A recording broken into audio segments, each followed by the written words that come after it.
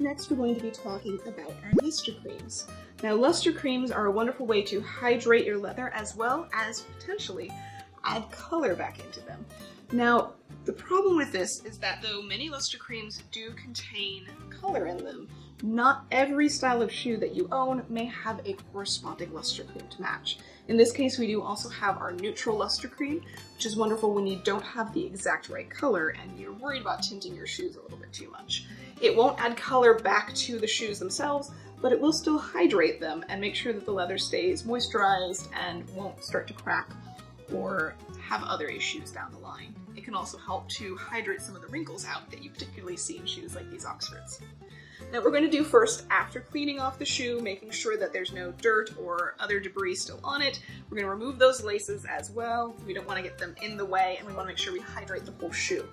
So we're going to start by taking a clean cloth and applying the lustre cream to the entire body of the shoe.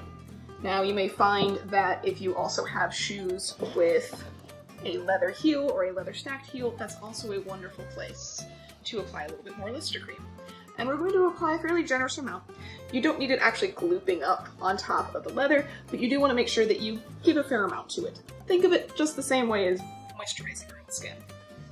And so we're going to apply that lustre cream to all parts of the exterior of the shoe. And once we've done that, then we're going to let it sit for 5 to 10 minutes to let the lustre cream soak in. Now, this is something that you want to do regularly for your shoes, even if you're not wearing them, just because you want to make sure that leather stays hydrated.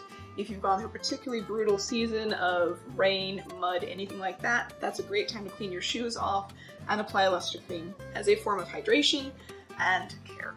To remove your excess lustre cream, all you have to do is simply take that same clean cloth and rub your shoe down.